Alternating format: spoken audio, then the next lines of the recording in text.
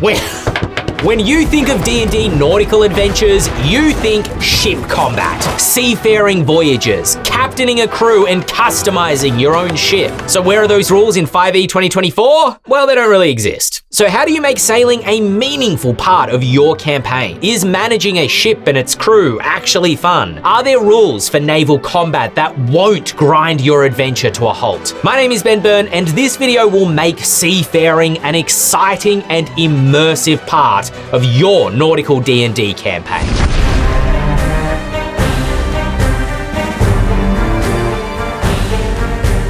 Your party's ship is your personalized home base, a place to return to and long rest between adventures, store your unburied treasure, and sail between quest locations. If it's the immersion of having your own flagship that's the most appealing thing about a naval campaign, use the Bastion rules from the 2024 Dungeon Master's Guide. Each party member could have a small sailing boat of their own with compact special facilities and hirelings for crew, and your fleet might sail the seas together. Or your party might captain a large brigantine or a frigate with combined hirelings and special facilities built into the hull of a single ship, like your own personal Normandy from Mass Effect. This video has more detailed rules for creating mobile bastions, how to balance the number of special facilities if the bastion can move, and how to move your ship using a bastion order. Mapping out your bastion sailing ship together, especially the main deck, can also be used for battle maps if you find yourselves getting boarded by rival sailors or, the gods forbid, pirates. We'll talk naval combat in just a moment, but if a sailing stronghold is all you need, like Mass Effect's Normandy or the Going Merry, bastions work great. But sailing ships have cannons and masts, and size matters on the open sea. Adding an extra layer of seafaring customization to your ship is where the Aetherial Expanse setting guide comes in. You can choose ships of different sizes, all of which have different speeds, hit points,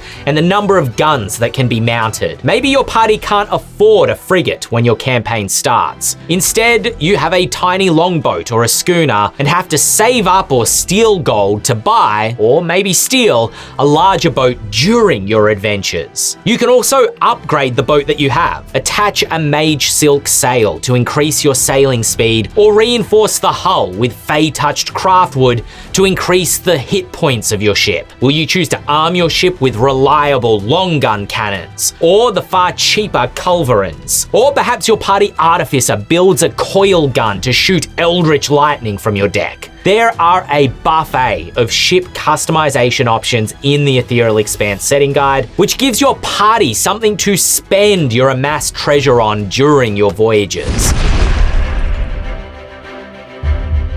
The map of the Aetherial Expanse is charted with wind routes. Caused by portals to the elemental plane of air, wind pushes ships along these known routes for easy travel. Think of wind routes as naval highways. They might also be called trade winds in other settings, and as the GM, you should map them onto the oceans of your world. Traveling between two locations directly linked by a wind route is the fastest way to travel by sea. It takes one travel leg, likely resulting in only one encounter whilst sailing. You might wish to sail between harbours not linked by wind routes. These journeys may take 2 or 3 travel legs, even if you're sailing the same amount of geographical distance. When plotting a course between destinations, there are many reasons your party might choose to use a wind route or avoid them entirely. Perhaps a kingdom is hunting for your pirate crew, and that kingdom's naval fleets are known to use specific wind routes. Is the speed of travel worth the risk of running afoul of one of their fleets? But if you avoid that wind route,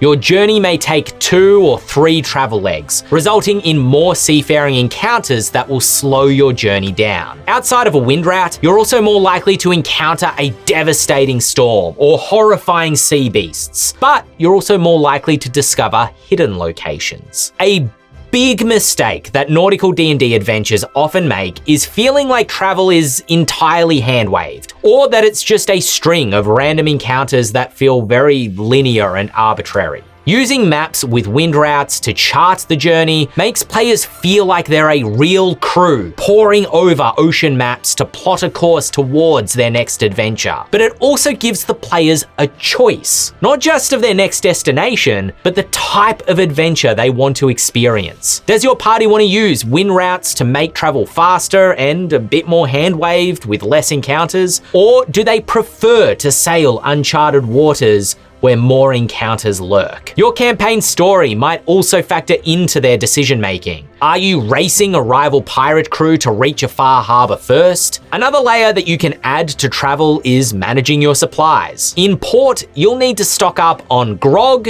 and grub. Each travel leg costs 1 grog and 1 grub, or grub equal to your ship's base speed if you're using the more complex ship rules from the Aetherial Expanse. This means using wind routes consumes less supplies per journey as well as being quicker. If you run out of grog, your crew begins to lose heart and are less effective in combat, and they might even mutiny. If you run out of grub, you'll start losing crew to starvation and scurvy. It's up to you if you want to add that extra layer of resource management to your campaign. It can have dire consequences to run out of either grog or grub if you run afoul an enemy vessel and have to resort to naval combat. Welcome to the part of the video you've been waiting for or have skipped to. This is naval combat from the Aetherial Expanse, and there is a lot to cover. We're going to exhume.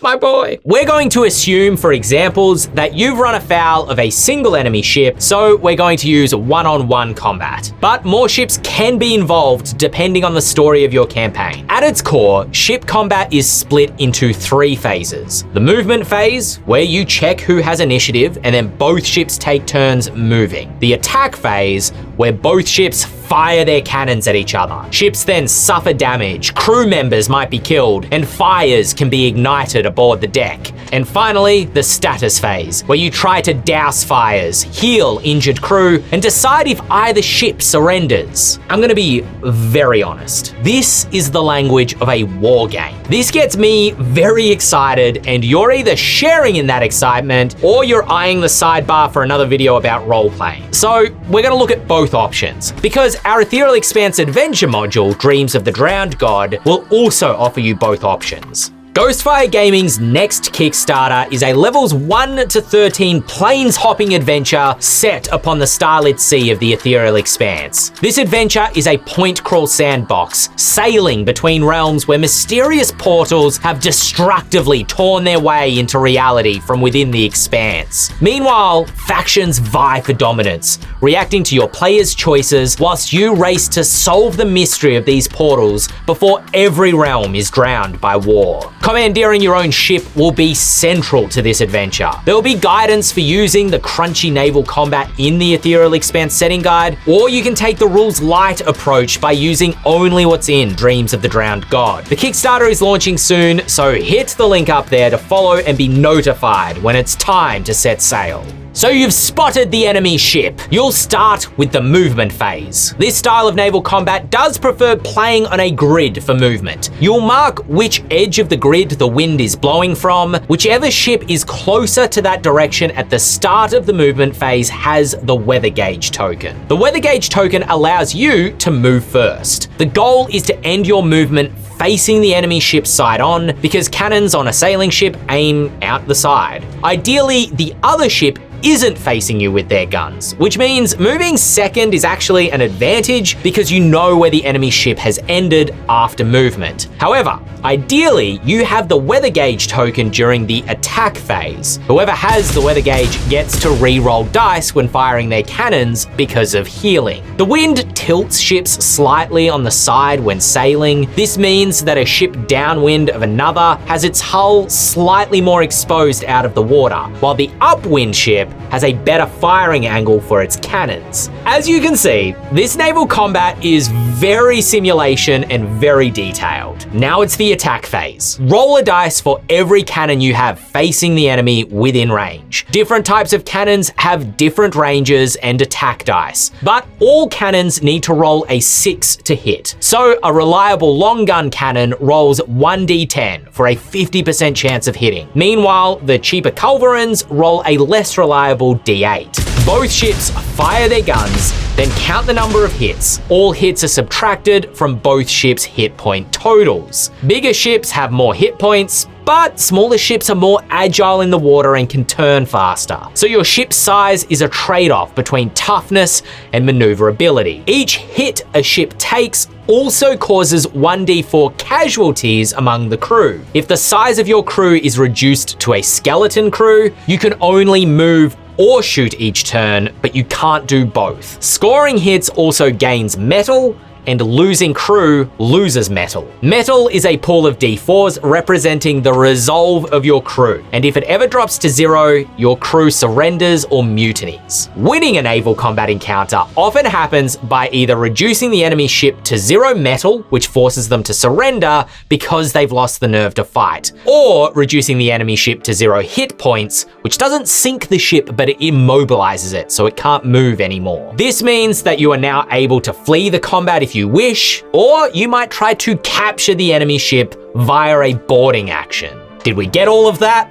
Is everybody following? I am only scratching the surface of naval combat in the Aetherial Expanse. If you've been waiting for crunchy 5e ship combat, I cannot stress enough, this book is for you. I've barely even touched on nautical pursuits, dealing with deck fires, or crewmates with special abilities like the Master Gunner or the Boatswain, which you can also give your characters. It is a deep system, but it's not for everyone. A rules light version starts by not worrying about the grid. Don't worry about movement or facing or the weather gauge or any of that. Virtually let the two ships kind of autoplay the combat for themselves, firing their cannons and inflicting casualties each turn, because honestly, that's what you would be doing anyway if you were making the choice. You get into range and you fire the cannons. But also each turn, every party member gets to take an action using the skills from their character sheet. Does your barbarian strength help you steer the ship? A strength check giving you healing during the attack phase to re-roll cannon fire? Or do your bardic sea shanties inspire the crew to gain metal that you might have lost? This approach takes almost more of a Daggerheart narrative style of naval combat. Your ship and its upgrades do still matter. Your cannons need to reduce the enemy ship to 0 hit points before they do the same to you, or either of you run out of metal and surrender. Or you could forget about the cannons entirely if you're just gonna go the ship is a bastion route and reduce combat down entirely to a handful of meaningful rolls or skills used by the characters, which could lead to them escaping the combat or jumping into a boarding action. The Aetherial Expanse does have simplified boarding action as part of its ship combat rules, but you could also draw up a grid and run a boarding action as a typical 5e combat. What class will your pirate adventurer be? Well, to help decide, you should watch this video to learn of the best pirate-themed subclass updates for 5e 2024. Or you can click on this video if you want to learn more about the Aetherial Expanse itself and the vastly different styles of adventures that can take place there. Will your campaign be a swashbuckling escapade or an eldritch nightmare about the horrors that live between the stars?